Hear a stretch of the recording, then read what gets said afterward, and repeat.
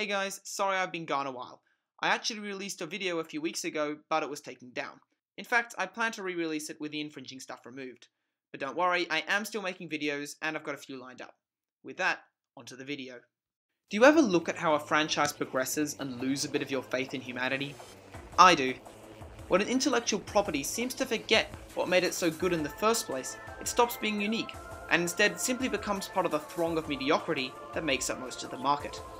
Mario is unique because of its fantastic platforming mechanics.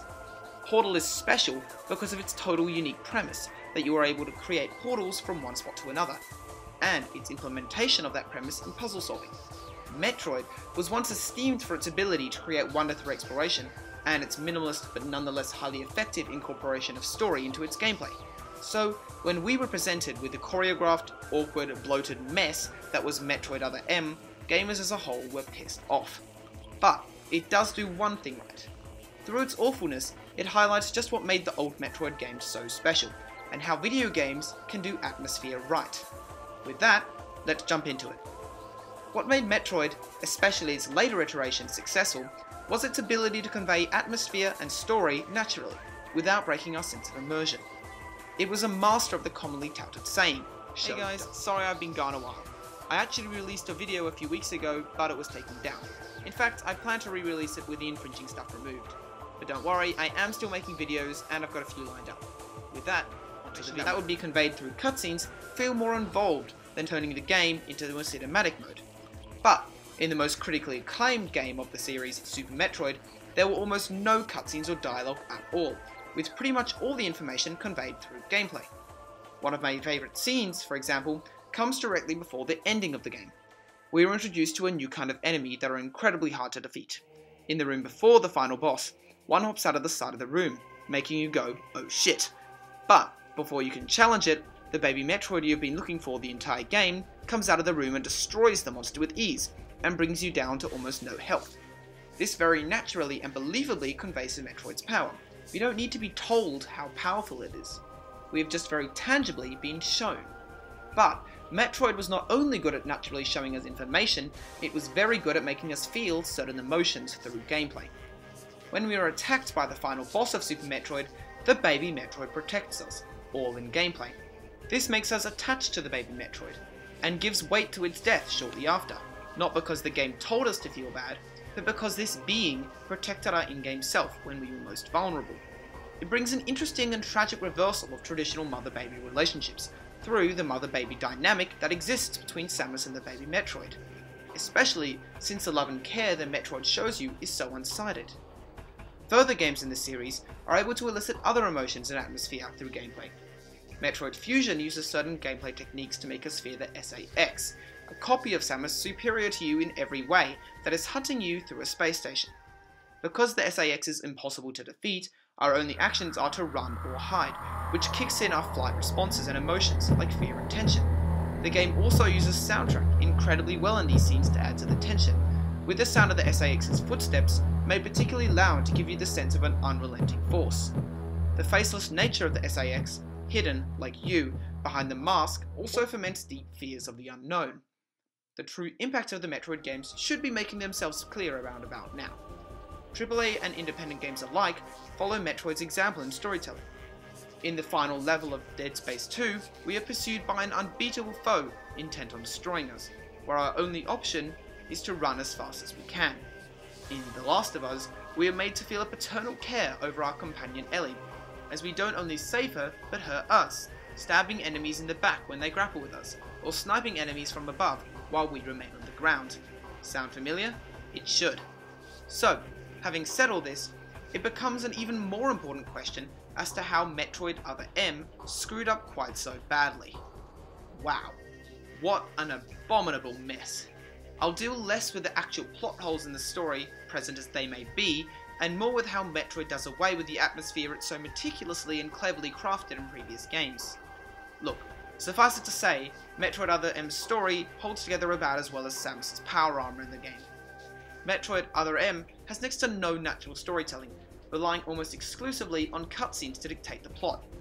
In fact, after ending the game, we get access to an hour and a half's worth of cutscenes and spliced together gameplay to provide a full cinematic experience. I could barely contain my joy. This movie provides thrilling scenes such as this. Life, no matter what form it takes as it's born into this often cruel universe, should not be tampered with. That was Adam's philosophy.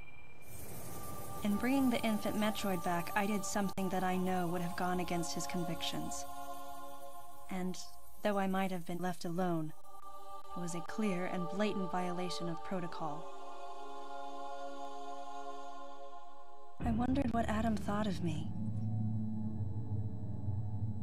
Out of nowhere, I suddenly found myself concerned with his opinion again.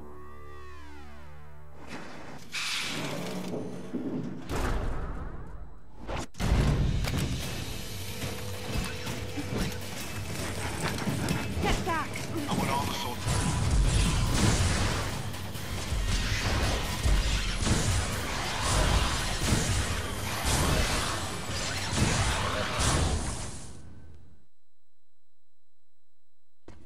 Actually, this feature makes it much easier to explain how this kind of storytelling is ineffective. Our immersion in the game is practically non-existent, because it seems like there are two universes at play. One, where we are Samus, the badass bounty hunter that will shove a charged shot into a monster's mouth and execute bosses 10 times our size, and another, where we are a feeble damsel in distress with daddy issues and power armor about as effective as tissue paper. The two worlds, created by cutscenes and gameplay, just don't seem to mix or relate to each other.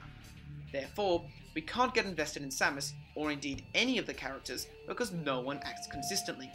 Samus constantly tells us how she feels, but it feels fake without it being shown in the gameplay. And in a medium where you can show so many things in so many different ways, this is an inexcusable offense. This isn't to say cutscenes are bad or can't be used in games, but they must be used appropriately. For one thing, they cannot replace organic storytelling. It is simply too essential, and the game feels hollow without it. To do this, we need to stop thinking organic storytelling is a limitation, but rather an opportunity. Information can be woven organically into a game in so many ways. The scan visor in the Metroid Prime games was one way to do this, giving you as much information on characters and enemies as you need. For another thing, the cutscenes must fit the tone of the gameplay. The Last of Us used cutscenes that were consistent with the hostile world we were presented with in the gameplay. Mass Effect actually wove gameplay into its cutscenes, having our choices be made during cutscenes themselves. Indeed, Telltale Games has designed all their games as essentially extended cutscenes that we shape through our choices to create incredibly compelling situations and experiences. But even in these games, we are subjected to the consequences of our choices in gameplay. When we choose to shoot Duck in The Walking Dead, we must click on his head to shoot him. In the same game, as we are about to die of a zombie infection, the game has us perform an unbeatable QuickTime event to show us just how hopeless our situation really is. The Metroid franchise helped pioneer how we blend gameplay and story to make games more than something just to win, but something to experience. Metroid Other M focused us on winning the battle to get to the next cutscene, not to experience the game as a whole, as greater than some of its parts. But if Metroid can return to its roots, not in graphics, not even necessarily in gameplay, but in organic storytelling, perhaps it can recover what it has lost. See you guys next time.